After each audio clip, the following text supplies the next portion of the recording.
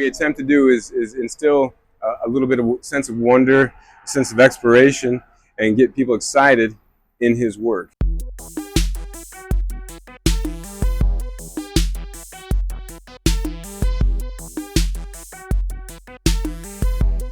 Hey you Stygian dogs, in this first of several planned videos documenting the highlights of my pilgrimage to Cross Plains, Texas for Howard Days 2025, I'm sharing the culminating event of the first day's programming, Fists on the Porch, colloquially known as the Ice House Panel. And what is the Ice House Panel? Here are Robert E. Howard scholars Mark Finn and Chris Gruber for their insights. We have now for over 20 years, I've been doing a panel here at Howard Days called Fists at the Ice House. So what we do here, this is Robert's front porch. Even with these trucks going by, what we attempt to do is instill a little bit of sense of wonder, a sense of exploration, and get people excited in his work. And it's myself, it's Chris Gruber. Both of us were editors on the 4-volume set of boxing stories. Jeff Shanks, who's a big boxing fan and has done a lot of work in that arena as well. We get together and say, what do you want to talk about, Jeff Shanks? What do you want to talk about, Mark Finn? And we, right before, we come up with ideas. And we stand here and we present some of Robert's actual work. The three of us get together and we talk about Howard's boxing stories and how he came to write so many of them, how he's a huge boxing fan. And we always read a little as well. And that's always the fun part because we get to put a little emphasis on it. We try to read it in vernacular of the time, but we also try to impart how our investigations have revealed the way he created his characters, the way he created his archetypes, and share that with the fans who've done the same thing we have, make our pilgrimage to our favorite author's home. And I love the panel because it's usually one of the better attended panels. There's almost always one or two people who come up after the panel and go, I had no idea. And you go, oh, welcome, brother. Yeah, it's a whole other thing. Since the Foundation Press has released the ultimate editions of Fists of Iron, we thought that we would start the Ice House panel this year talking about the early efforts of the boxing stories in that book. Fists of Iron, round one, volume one. And what it is, it's the early boxing stories. And by early, I mean early in his career. We're talking like 1926 through 1929.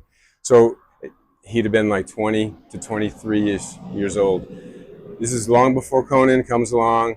It's about the time that Solomon Kane and Kull are also created alongside these boxing heroes.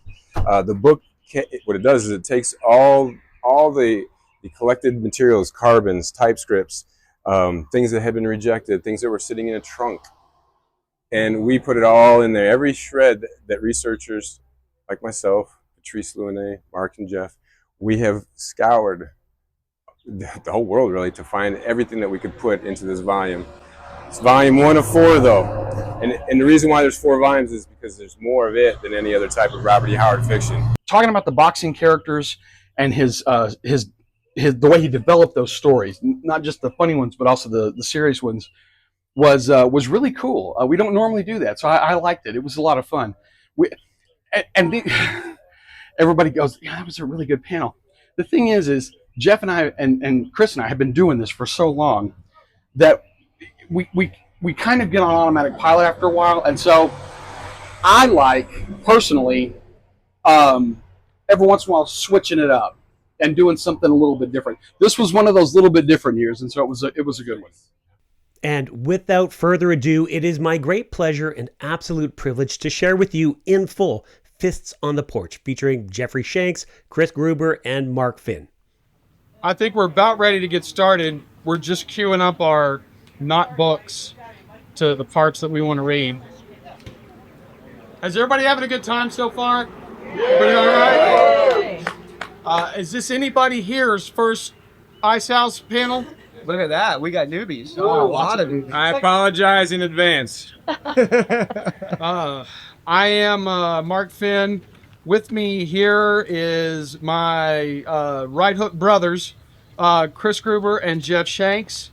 All three of us are rabid boxing fans and real fans of Howard's boxing stories.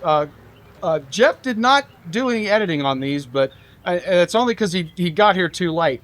Otherwise, we would have used him. Chris and I were editors with Patrice Lunet on the Fists of Iron books that came out a few years ago, and have just now, the first volume 1 has just dropped in its authoritative definitive edition. We're real happy about that. We'd also done some work previously. Chris got to do edit a collection of boxing stories for Bison. I got to do some stuff for Wildside Press, and you mostly done rough and tumble stuff. I did do an article on Ace Jessel, Apparition Classic, which is what we're going to get into. Yeah, totally. So this has been a perennial panel, and we actually I did the math. We've been doing this for over 20 years now. Yeah. This has been it started in the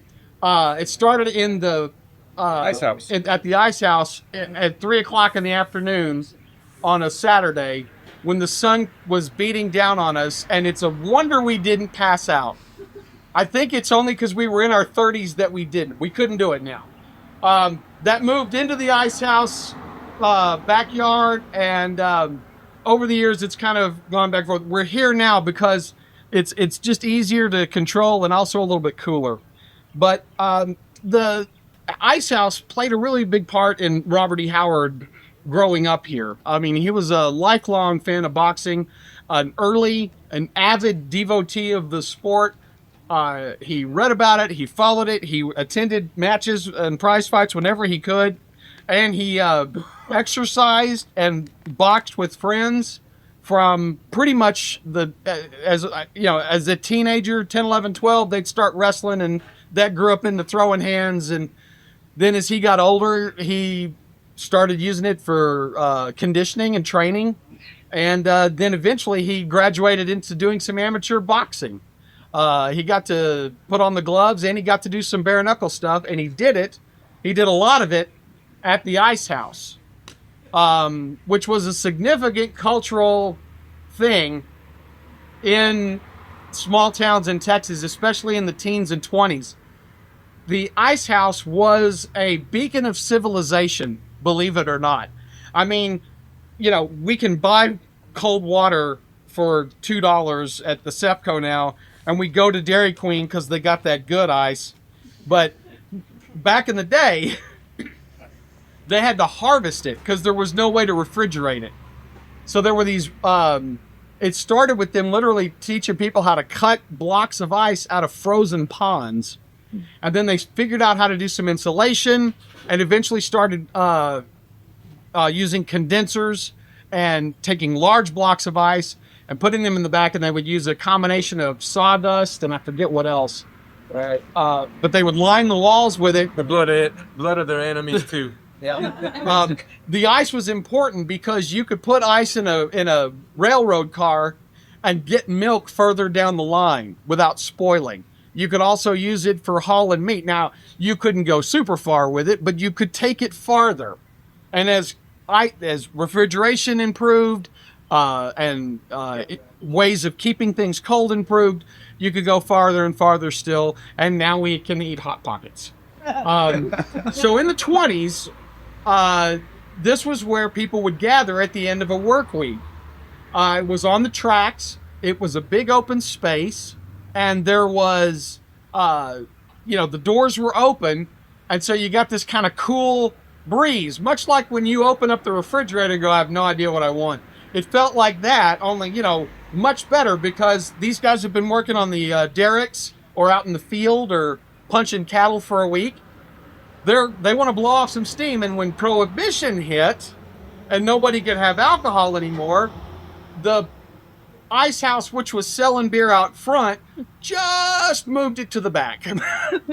So it was sort of an open secret. If you wanted an adult beverage, that was where you could go to get it. And in Texas, that was a tradition that lasted up into the 80s. There were dry counties in Texas. Well, there still are, actually. But one of the guys from the Petroleum Museum talked to me when I was writing Blood and Thunder, and he said, "Oh, you're going to talk about ice houses?" And I said, "Yeah." He goes, "I got a story for you. I grew up in blah blah blah county in the 50s, and it was a dry county. And so what we would do when we needed a sixer is we would go to the ice house and we would ask for a $5 bag of ice, and they would bring out a bag of ice with a 6-pack underneath it." Like a little portable cooler, see? So that was that little speakeasy kind of thing was very much in vogue then. And so that was where Howard could go and let off some steam and exercise and socialize with people. We know he boxed with Lindsey Tyson, Dave Lee. There's a great picture of him and Dave Lee squaring off with their shirts off. Unfortunately, Dave's back is to us, but you can tell he's a big guy. He's a stout fella. And so and he wasn't a literary type either. You know, Lindsey liked poetry. Tevis Clyde Smith was a writer.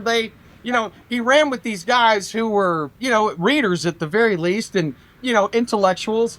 Dave was just a kind of a local roughneck, man. He did odd jobs and stuff, and he worked in the fields, and I just love the fact that he's the guy we're pretty sure he's the guy that said, "Why don't you come over and box with the guys on a Friday night?"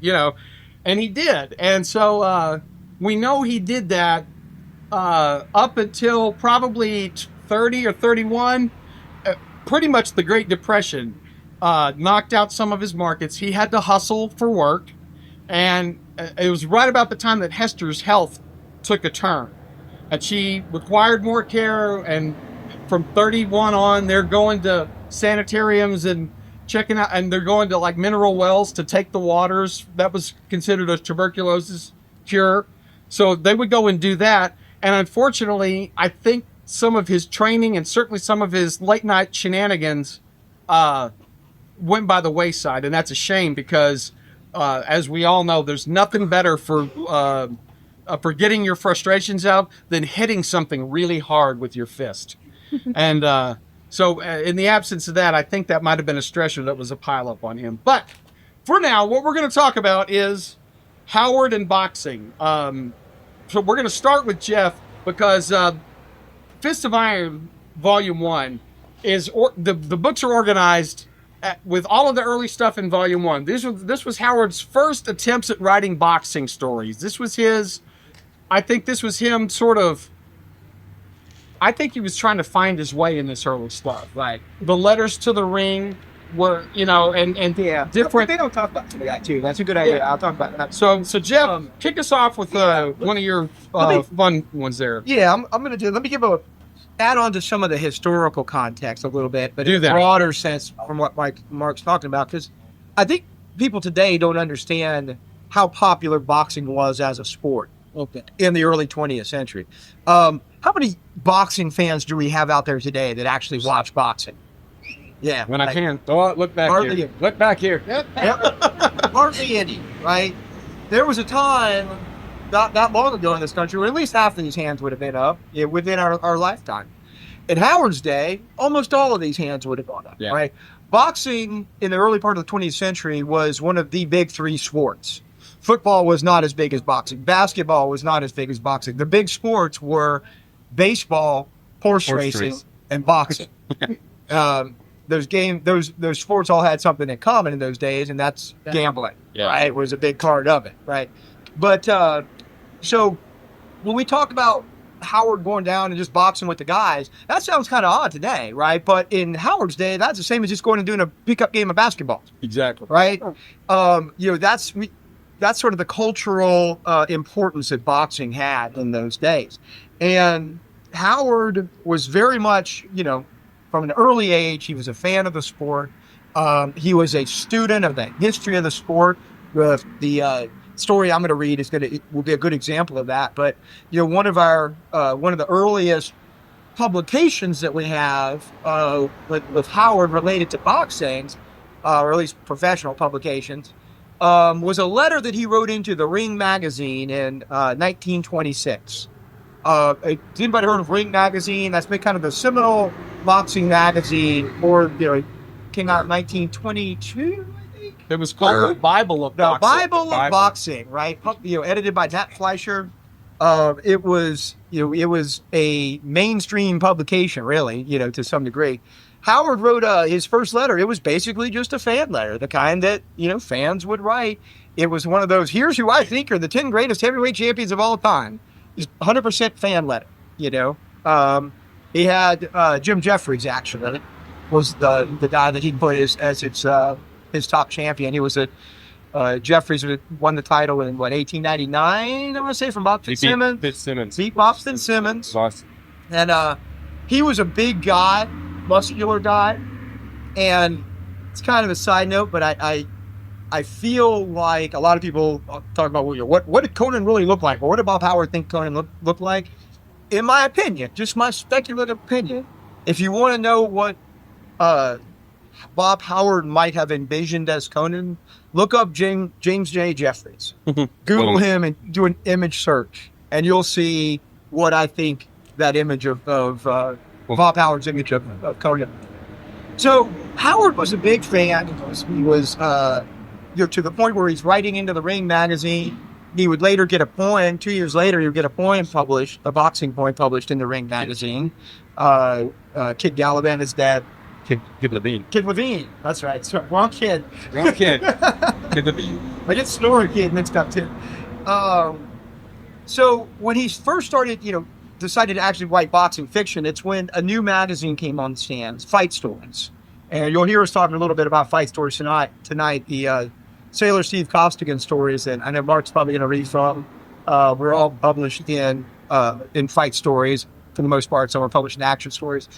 But when that came out, almost certainly Howard would have seen it, started reading it right off the bat. Here's a pulp magazine. He's already writing for the pulp. He's already writing for Weird Tales. And here's a pulp magazine that's just boxing stories, right? You couldn't ask for anything better.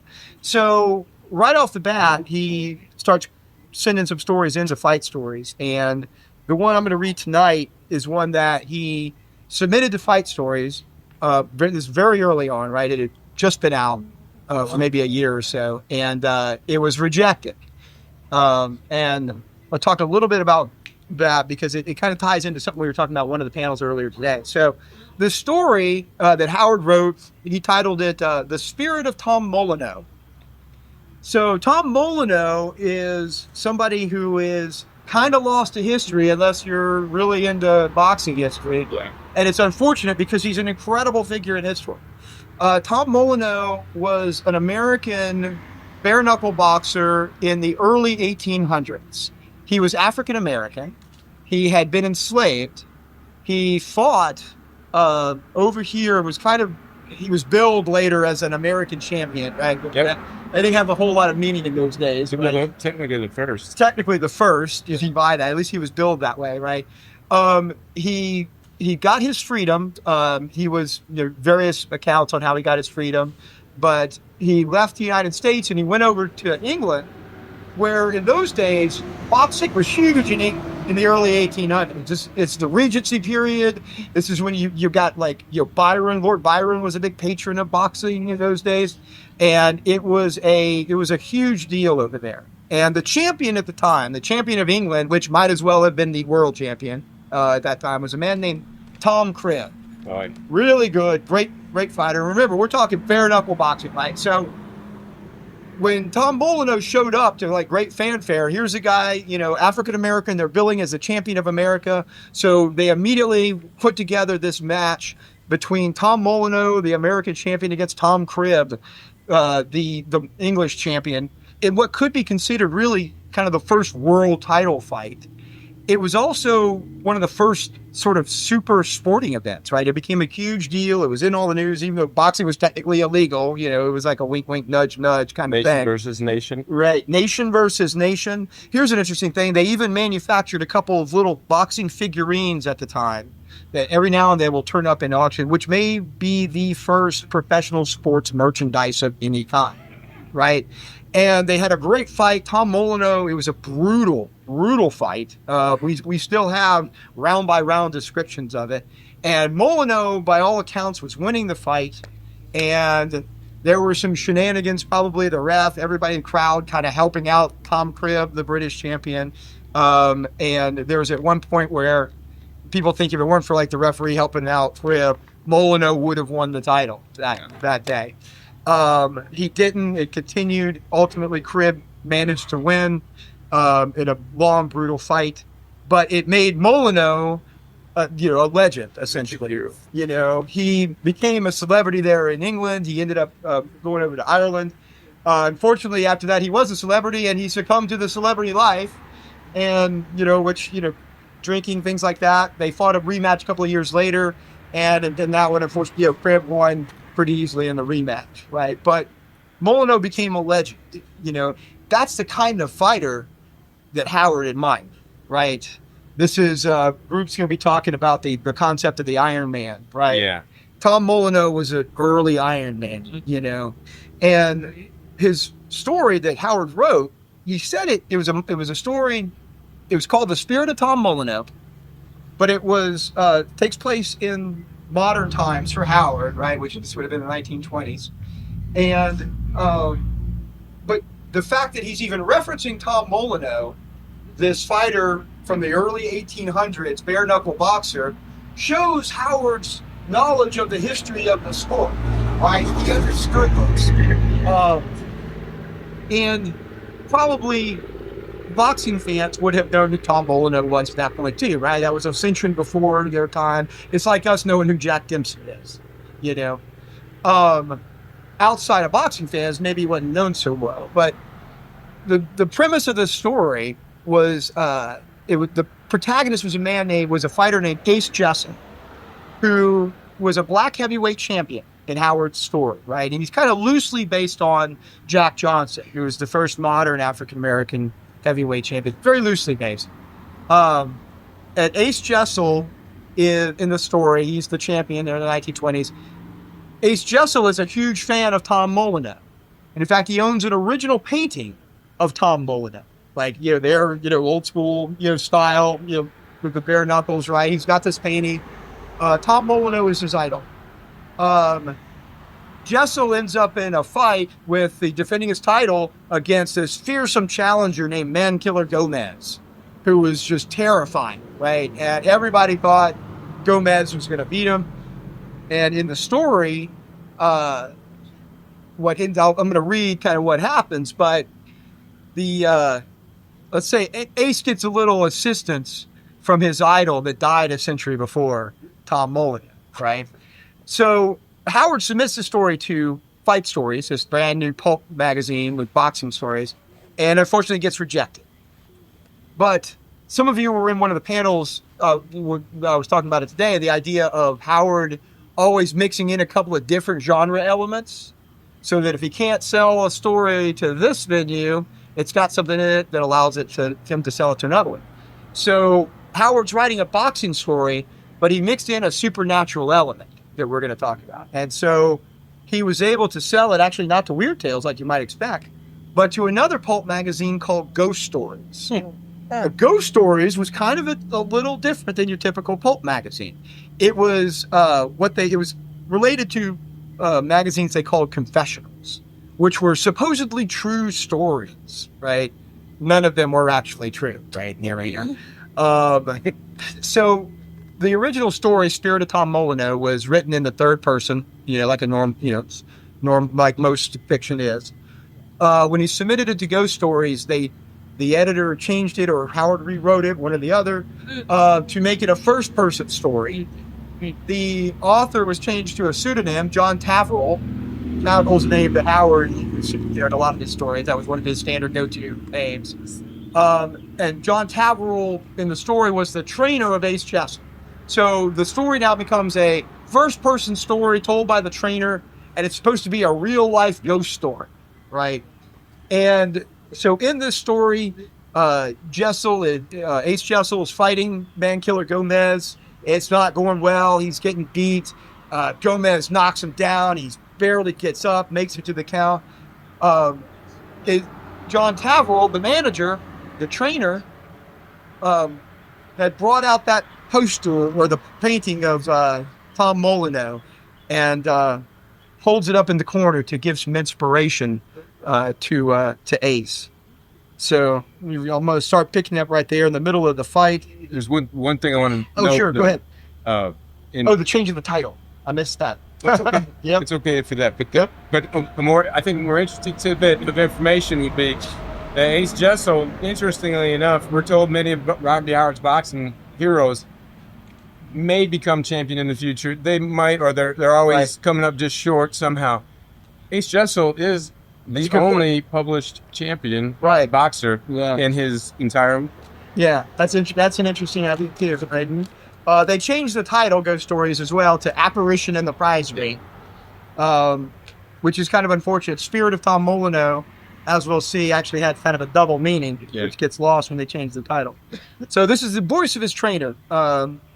Before leaving the training quarters, I had, unknown to Ace, removed the picture of Tom Molyneux from its frame, rolled it up carefully, and brought it to the stadium with me.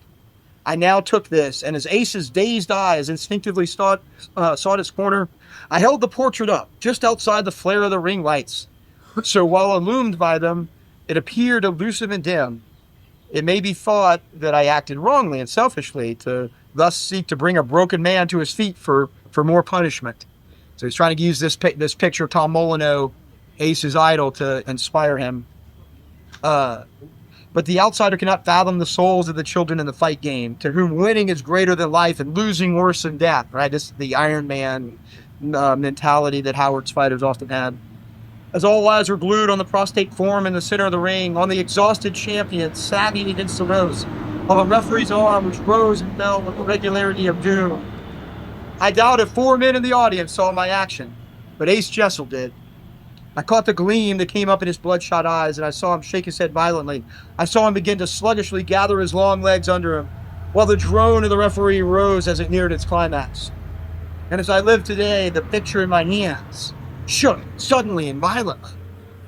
A cold wind passed like death across me, and I heard the man next to me shiver involuntarily as he drew his coat close about him. But it was no cold wind that gripped my soul as I looked wide-eyed and staring into the ring where the greatest drama of the boxing world was being enacted. Ace, struggling, got his elbows under him.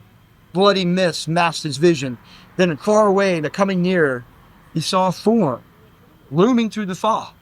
A man, a short, massive black man, barrel-chested and mighty limbed, clad in the long tights of another day.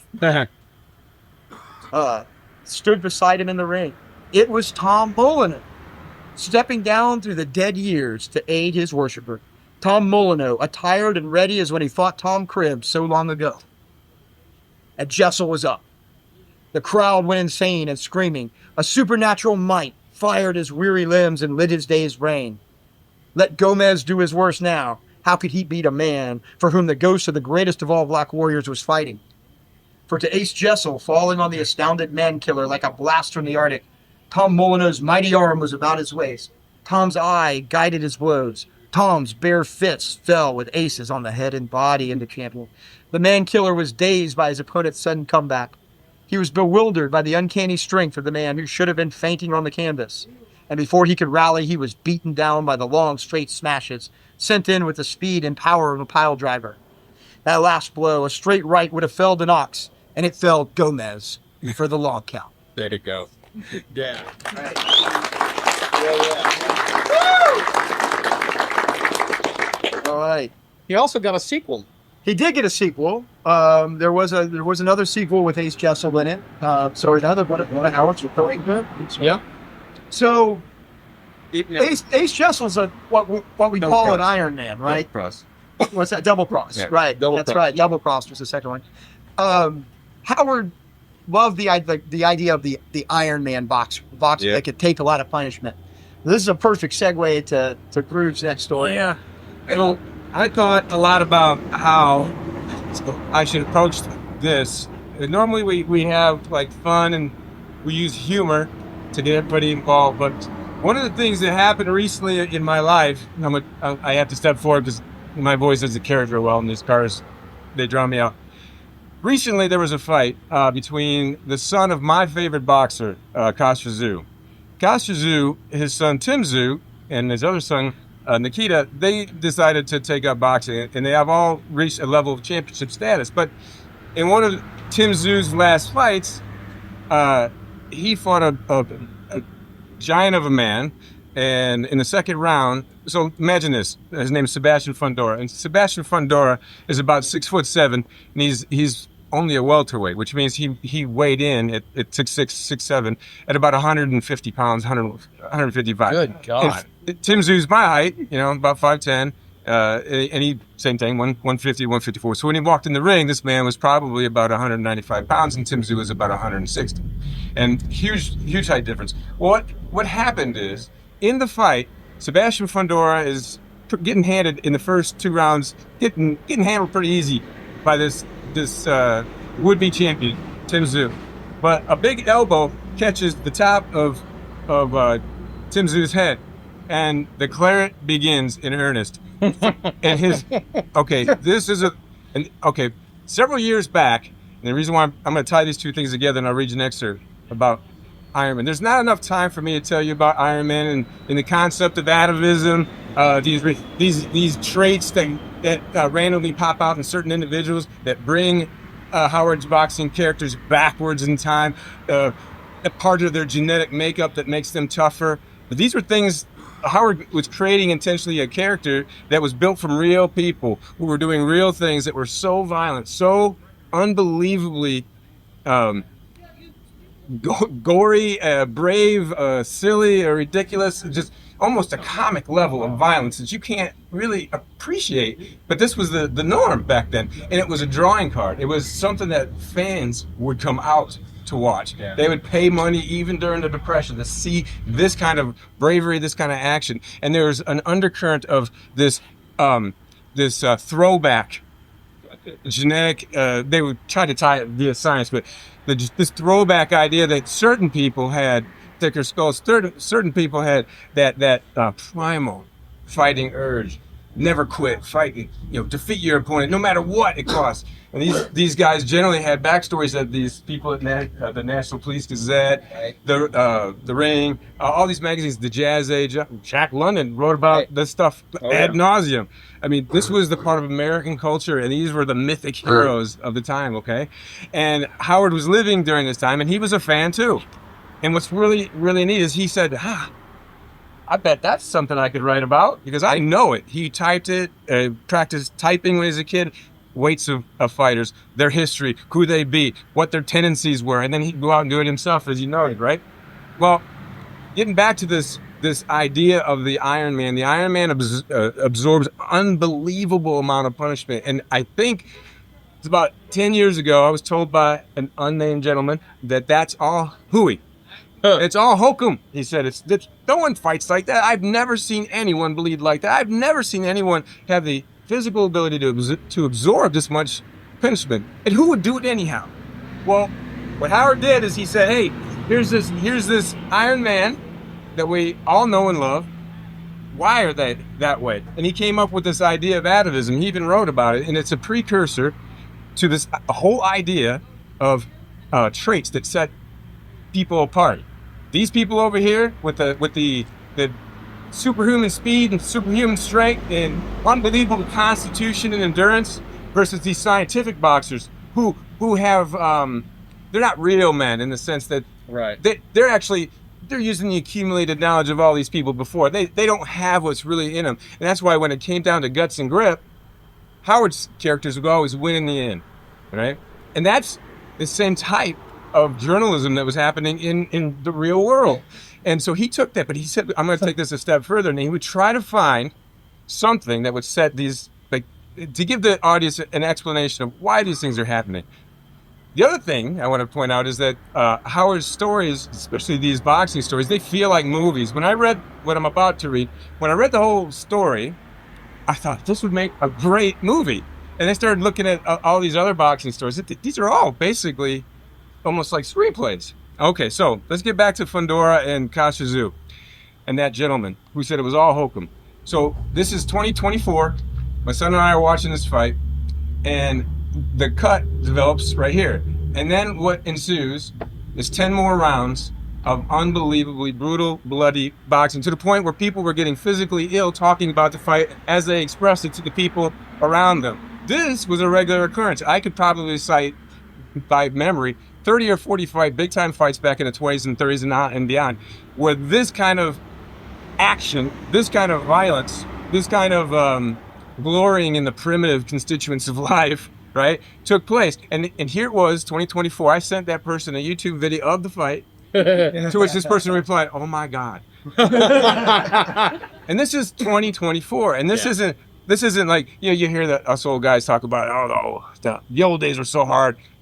These are young men. Yeah. They're in their early 20s doing this. There is something in these people, and Howard's captured it. Now, the story I'm going to talk about real quick, I wanted so much to show you the arc of the story. I don't have the time for it. So I'm kind of giving you the idea that these Iron Men are really important to Howard. So as he pointed out in the mid-20s, 1926, Howard started writing boxing stories in the sense of, he was trying to articulate what it was he wanted to write about. And the first one was A Man of Peace. And A Man of Peace, not published in his lifetime, 1926. Man of Peace is about, I'm not going to get too into it, but he's a much smaller guy. What sets him apart from all the other people in the story is his toughness and his willingness, to focus on the task at hand, no matter what the cost. And from there, I think in March of 1926, so basically a month later, he's developed that idea a little bit further with another story that didn't get published, called The Activist. And again, want to know about it? Ask me later, or pick up the round one of the book we're talking about, because I write all about it, and you can get the answers there. But remember, it's a genetic. He thought of it as a genetic trait, almost like a mutation that would emerge, and it's from the cleaner past of humanity. It's more noble, violent. I'll solve it. Might makes right, versus the malleable, kind of shifty, scientific, modern guy. Which I might add, and this is another reason why I'm talking about this, presages or anticipates the the barbarism versus civilization debate that we get years later. It starts in his brain here, but he's not talking with anybody but himself and prospective readers. Right. So he goes through these two stories, and he develops this concept, an archetype really, called the Iron Man. It's not in a vacuum, as I mentioned, all over, news, radio, down here at the drugstore, listening to a fight on the radio with all the other guys. Or the Heist House. This was his personal truth, his experience. Mm-hmm. So in addition to feeling this way, you've got this. Howard wanted to create his own thing and make a spin on it. So then he takes it to the atavism level, and he starts coming back with this idea of the arguments we were just talking about: civilization versus barbarism, the primacy of the physical versus scientific boxers. Well, he then finally finds a home for one of these stories, and it's called crowd horror. Not crowd horror, as people, because of my Midwestern accent, crowd horror. Horror. Okay? 3 times today. What? What's a crowd horror? What? So he finds a home in Argosy All Story Weekly, right? For $100, he sells crowd horror. And crowd horror is the first. Someone's laughing out there. It's my wife. It sells for $100, right? And he's latched onto something. He sends it in. They accept it, but they say, you know what? We don't have time. We don't have time for all this. This is too long. Cut. So he has to cut a lot of words. And what's really, really interesting. So we're watching this arc, this creation. You get to read the creation of a character archetype. This is the beginning, and you get to see it in that volume. Boom, boom, boom, until it ultimately ends with the Iron Men, the story, probably the pinnacle of the Iron Man. So if you really, really, really want to get an idea of what the Iron Man is about, just read the story, right? Right. Well, the remnants of the cutting room floor, the editorials, that whole part that gets cut out ends up as the beginning of Iron Man. And Patrice Louinet was the first to tell me, he's like, hey, believe it or not, well, reread those things. I did. And I was, oh my gosh, this is basically the same story. Well, in this story, I'm going to quickly kind of go over where we are in the story. I'm going to take you pretty much to the middle of the story. Slade Costigan, another Costigan, right? Slade Costigan, in this story, is absorbing unbelievable amounts of punishment, winning most of his battles, but scientific boxers are sometimes outpointing him, and he's taking a vicious beating. He can make some money because everybody wants to see that type of action, that kind of courage, that kind of, I guess, manliness, the John L. Sullivan and Tom Sharkey example that was promoted everywhere. Well, this guy named Steve Harmer, who shows up in other boxing stories, he says, I'd like to make something of you. I think I could take the scientific part of boxing. I could teach you to be a boxer. I can't make you into the next young Griffo, but I bet I could make you the unstoppable killing machine. You've got power, you've got speed, you've got bravery, you've got durability.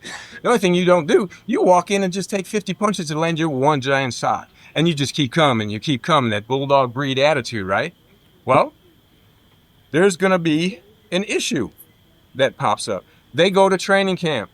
He says, and this Harmer makes him into basically a young Griffo. He's so good. And unlike most of the real life Ironmen, these Howard's boxers, Ironman boxers in particular, they're not stupid. It's not that they can't learn. There's something wrong. It's that atavistic trait popping up. It's preventing the brain from taking over the physical reaction, the involuntary reaction of violence, enemy, defeat, no matter what. And Howard will always dress all these stories up with, why are they doing it, right? Love, desperation, I need money, pride, just being the best. It was so important. Well, they go through 3 fights, and this guy cannot. He surprised everybody. Even former champions are like, this guy's amazing. This is the most physically gifted human being I've ever seen. And then he get in a fight, and he do the same thing. Just basically start windmilling his punches, just like And he even mentions all these old time boxers, Joe Grimm. These were not boxers, really. What they are was human punching bags, and they'd make their living, some of them, with this unbelievable amount of punishment they could take. And so people would pay to see if they could just be knocked out. So imagine your job is to go sometimes 2 to 3 times in a day to make $5 a pop and see if you can last with a Bob Fitzsimmons or Sam Langford or just wicked punchers. So we get to a point where he just can't stand it. He's trying to explain why he can't do the scientific part. And it's clever. It's different than Iron Men. Oh, where are we at? I'm sorry. Okay, here we go. So here he is. He's in the ring. He's taking an unbelievable beating. And he's supposed to retire, in fact, because the manager, he's like, hey, look, I want to make a buck, but I can't do it over your corpse. I'm not going to do it. So either retire or I'm leaving. So here we go. How many more rounds? He muttered. 2 more, Slade, I answered. For God's sakes, let me throw in a sponge. I'll take it standing up, he muttered like a man in a dream, feeling better already, in fact. I'm going to last out the bout. Well, it was true, and his recuperation was remarkable, more so than any man I have ever known. He actually charged out for the 9th round with a show of freshness which would have broken some men's hearts. And the slaughter, though, recommenced. I heard a sound of sobbing, and I turned to see the girl, Gloria. She had left her seat and was leaning against the ring at my side. Her pretty little face was streaked with tears, her foolish little hat all awry. Oh, why? Why don't they stop it? She whimpered. Isn't there some way that Slade can whip that brute? Yes, I said, Billy, as a man will sometimes pour out his heart. Handler's leaving, that's the other guy that's fighting. Handler's leaving scores of openings. If Slade could only take advantage of them, if the boy only had some blows besides a long roundhouse swing that a blind man could duck, if Slade would win him, if he could box him, if he could just box him. To my amazement, her eyes flashed suddenly. She leaped feet first into a seat, and her high, shrill voice, I can't do that, but I'm going to try, and her high, shrill voice cut through the din like a knife. Box him, Slade, box him! And before my eyes, a miracle happened. At the first sound of that voice, Slade stopped short. His head turned as he sought the author of it, and instantly, Handler crashed a sledgehammer right to his jaw. Costigan dropped like a bag again. But as the referee counted over, he got to his knees, and his blood-misted eyes swept the ringside, and until they rested on the girl, who was standing in the seat, and he remained riveted there, as if he could not credit his senses. Slade! Oh, Slade! Her arms were outstretched, and all the pleading and love of 1,000 centuries of womanhood trembled in her voice. Box him, kid! Box him, kid! Box him! 9, shouted the referee. Costigan went on his feet. The crowd streamed. I yelled. Handler's manager screeched and he turned pale. Handler, rushing in to deliver the finishing blow, had been met with a sneaky left jab that sent him back on his heels and brought a flow of blood from his lips. Like a great smooth leopard, Costigan was after him, and again that left shot out to Handler's face, while Costigan easily avoided the boxer's wild and bewildered returns. It was an incredible reversal of form. Now it was Handler who staggered and swung clumsily, and Costigan, who poured a swift fire of jabs and hooks to his head and body. Never before had such a thing happened in any ring. Had Handler had his mind about him, he might have won yet, for Costigan was weakened by his previous punishment. But just as Costigan had beaten him before by a shift from boxer to slugger, so he now beat him by a shift from slugger to boxer. Handler missed repeatedly.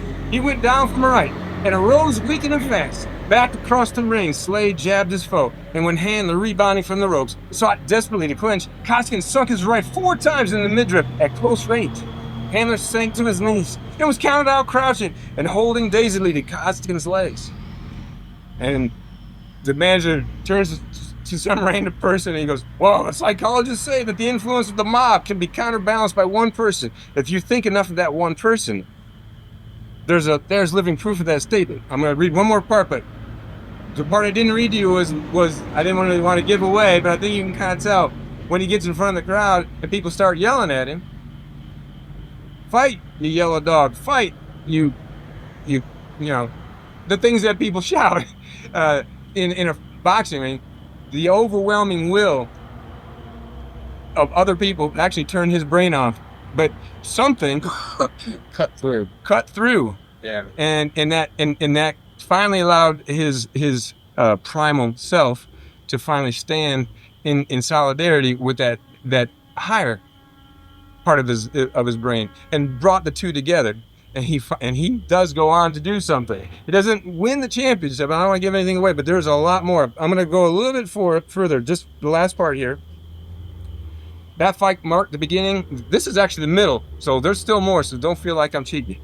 That fight marked the beginning of a new era for Slade Costigan. How it came to be, I do not know. I'm not a psychologist, but the horror of the crowd was a thing of the past for him, as long as Gloria was at hand to call him to. When the old mist began to steal back over his brain, as he himself expressed it, it was as if her voice woke him from a deep sleep and started his drugged brain cells working again. The crowd roared and thundered as of old, but all that my boxer heard now was the beloved voice of Gloria, which outweighed all other influences.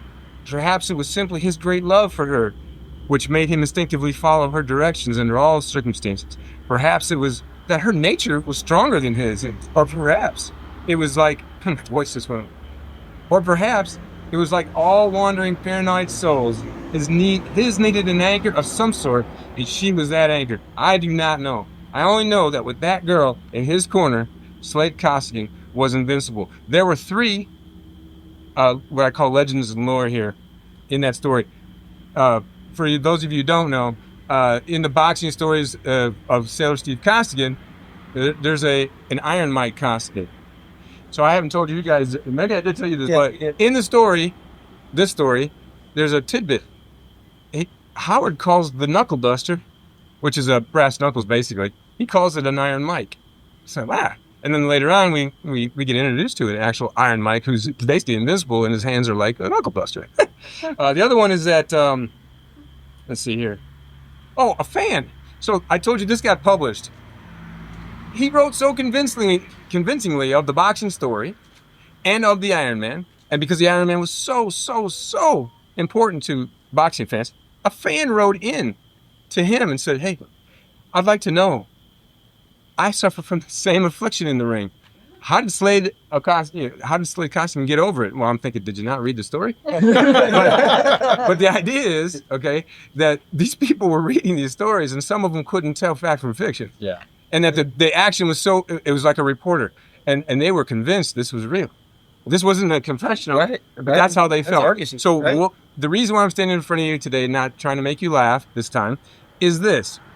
if you're interested in the lore of how your favorite author or any author that you admire comes to an idea through his life experiences, consumes those life experiences the way he does, singularly and as his very own, uniquely, and then works it out to find a way to put it out there in a digestible form, and then takes even the remnants of that didn't make it here, rewrites it for a different market, right? This is a professional writer, and then makes something even greater. So this is a pretty good story.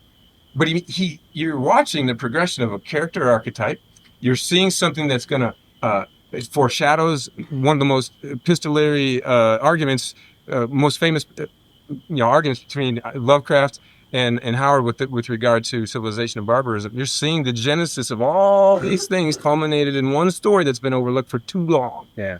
And I thought, hey, we're talking about round 1, volume 1 of this. This would be a great place for people to start if they really want to know what makes Robert E. Howard tick as a writer, and also I think as a person. So there you go. Yeah.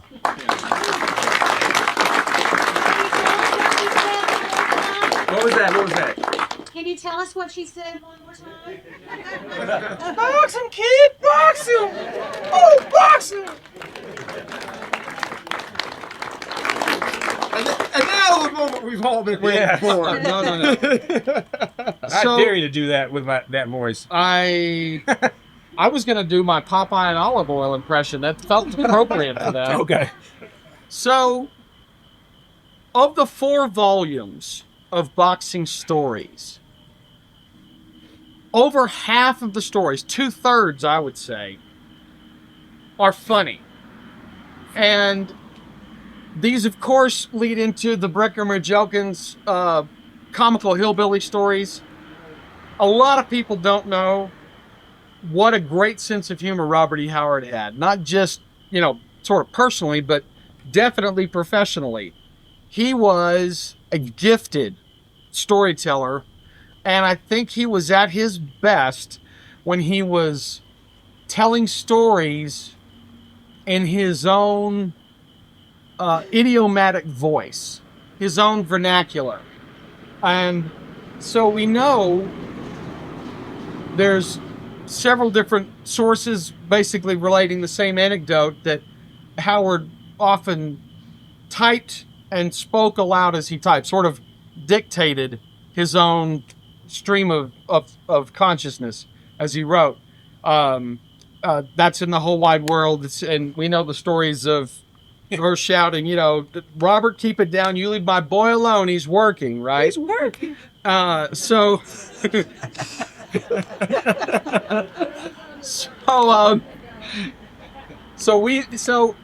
it's interesting to me, especially when you're reading the humor and a lot of the boxing stories as a result, all are written in a first-person vernacular.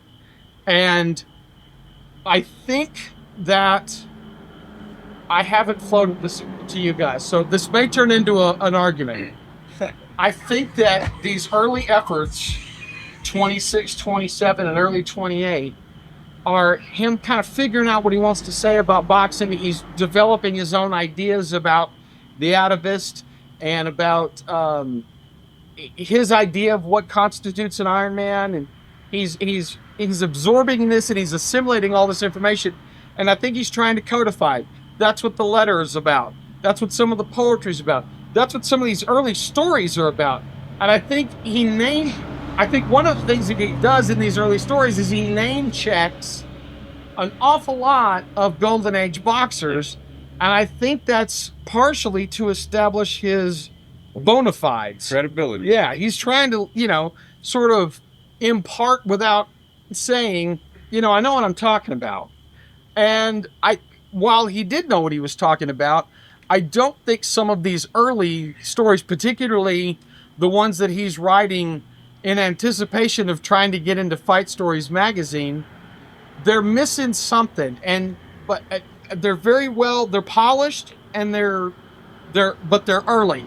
And you can see he's developing and he's working out the structure for what would become the Costigan and some of the Elkins stories later on.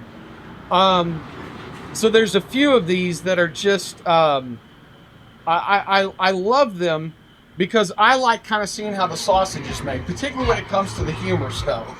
That's kind of my bread and butter. And so I want to read a little bit of the first of this story called The Weeping Willow. It's another Costigan character. This time from the point of it's also from the point of view of the trainer. So it's another. He's not yet really in the ring the way Costigan is.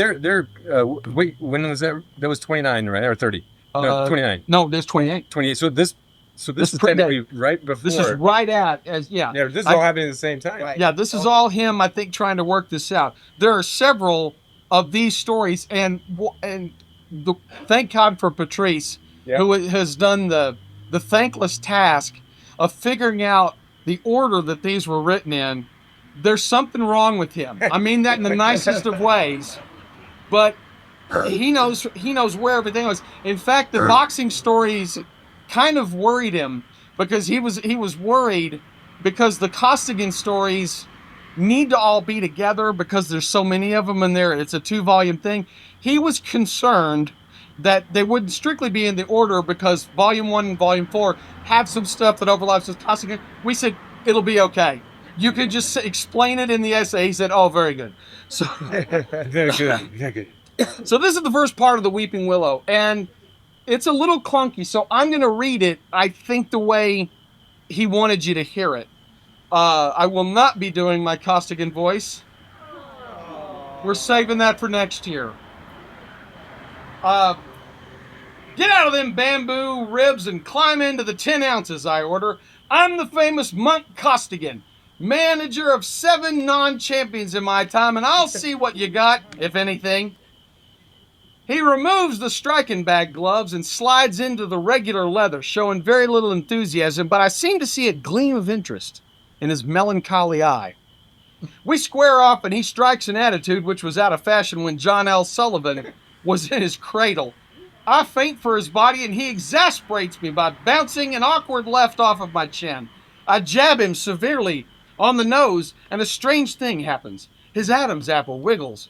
A mournful expression steals over his face and tears begin to trickle. This lays me out with surprise. I drop my hands. I should have told you, said Joe Harper, massaging the back of my neck, that this sap is the original human waterworks. The moment he crosses gloves, he begins to weep. Yeah, I said, still dizzy, but what has that got to do with the earthquake? You dropped your guard when he started crying, said Joe patiently, and he leans on your chin with a right swing and a couple more of the same as you start to fall.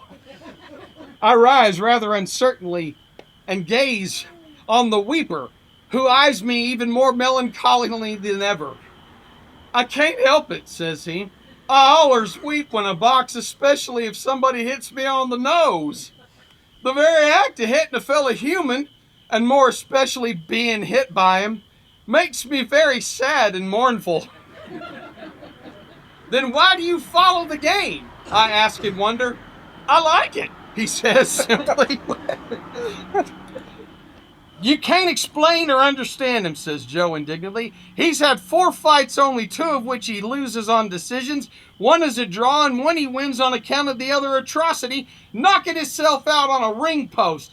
Every time the canvas is ankle deep in tears before the thing is over.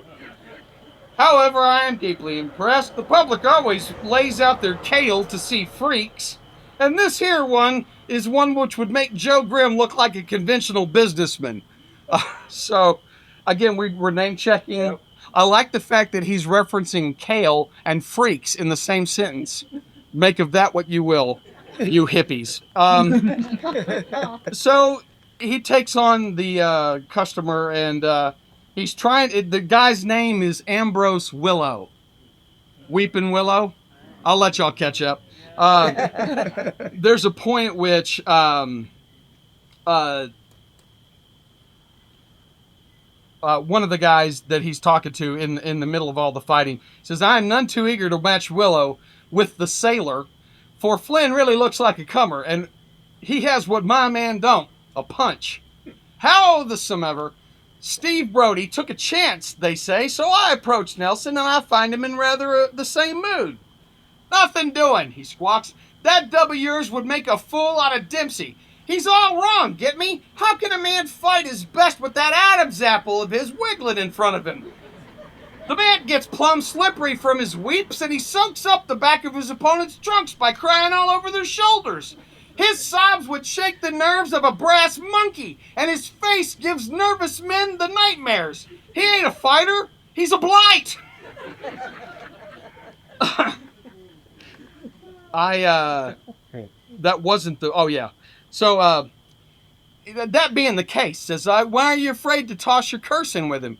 Because my man is a boxer, and not a case for a padded cell, Nelson scowls. Your dub couldn't whip nobody if he don't make nervous wrecks out of him by his cruel and unusual tactics. He's an ivory skull if there ever was one. I meet him only once, and then I tell him a joke to cheer him up, see? And he merely stares at me in this dumb manner. I walk out on him, and as I leave, I can hear him burst into shrieks of laughter at the point finally comes home to him. The horse-faced dub. I love this. Because if you have read any of the Costigans, or if you've heard me read any of the Costigans, you'll recognize some of that language. This was Bob working some of this stuff out. It's a fun story. It ends with a joke. I'm not going to spoil that for you. Because structurally, if you've heard or listened to or read any of the Costigans, this is one of those where you can actually kind of see the template. And I think it's really interesting. Yeah. Because when he sells his first story to Fight Stories, Pit of the Serpent, it appears a year later, after Fight Stories starts. By 1929, he's in the magazine. So it's one of the few times where we ever kind of see him proud. Not proud, but he writes a letter to Tevis Clyde Smith, and he says, "Go get the new issue of Fight Stories if you haven't seen it, and read my story." What does he say about it? He says, it's all a matter of figuring out what the formula is for your story. If you've got the right formula, you put it together just so. And, a guy like me, I got to kind of figure it out on my own. But every once in a while, I get sort of lucky. Well, that wasn't luck. That was him. He'd write it. He'd read it. We don't know if he submitted some of them or all of them or not. But some of them, obviously none of them were published in his lifetime. But it's interesting to me because, especially the later Costigan stories and the Breck Elkin stories are effortless. When you read them, they have that just sort of natural verve and bounce to them you can hear him talking. You get the cadence, and it's all there. It's not here in these early stories, but each one of these stories has a thing in it where you go, oh, if he takes this, this, and this, he's got a Costigan story, right? And if he takes this, this, this, and this, he's got a Kid Allison story. So all of this stuff is grist for the mill. It's fodder for later works. And what is nicely polished in Volume 1 are some of the serious boxing stories. He gets on a roll with Costigan and Allison, and so he doesn't really come back to serious boxing until the end of his career. And the boxing stories he comes back to at the end of his career are some of his best work. They're fantastic. But I love this early stuff because it's not something that in fact, I can tell you, lifelong boxing fans, some of this stuff we didn't see until we started editing it. It was buried. We had such a good time, okay? So he and I and Patrice were and there was a fourth person feeding us this stuff, but generally we had these conversations. I don't really want to take center stage here, but I'm just going to stay next to you. I was talking about building this character, building this genre, building all these things, and watching the progression as he's talking about putting these pieces together. Well, we had 20 plus years of conversations about how we thought he did it. Right. Once we got affirmation on a lot of things. We confirmed a lot of things. We were right. Many things we didn't even know about. So it was almost every week we would come across something and I'd go, "Did you see? Did you read? Did you?" And he'd say, "Oh, did you? Oh, yes, I did. Did you?" I didn't think that was. It was a conversation of excitement almost every week while we put this first volume together. Yep. I hadn't seen, well, I'd say 3/4 of it. Yeah. And some of the things I had saw, perhaps it was a draft or something, or an unfinished carbon.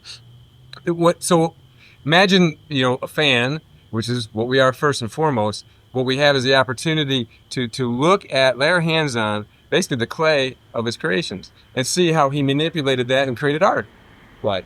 that we all enjoy and we share with you. What a great, really, one of the pinnacles of my life actually is being able to see this. I've been a fan since a child. And I grew out of most things in my life as I progressed through my life. And that Howard's work is not something I ever grew out of, and nor will I ever, because it is so good, guys, right? Yeah. It is so fulfilling to be able to read these stories, share them with your friends, and then meet new people and share it with them. Some people like them, some people don't, but I'd say more people do. And I think too, how lucky are we as fans that he can write about boxing and westerns, and it's like a new writer for every genre or genre they could, or subgenres or cross genres, everything. You get like a new feeling every time you pick up a different story, but it's the same guy. Oh, what a joy! So, wow, these books. So now that the foundation is doing their ultimate editions, Volume 1 of Fists of Iron is available in an affordable paperback and a pretty affordable hardcover. If you haven't gotten any of those books, go look at the table tomorrow. They're also available online. You can get them through the foundation. You can get them at Amazon. I recommend them. They're absolutely essential for getting a balanced overview of Robert E. Howard. And if you've only ever read the Conan and Kull and Solomon Kane, by all means, they're great. Yep. I'm not taking anything away from that. But until you've read some of Robert's funny stuff, I don't think you're seeing like the full picture of the man. And so these are this is our passion. And so we're just really happy to share it with you. Yeah. We're running long, so if you have any questions, we'll be drinking over there. Thank you guys for coming. Thank you so much.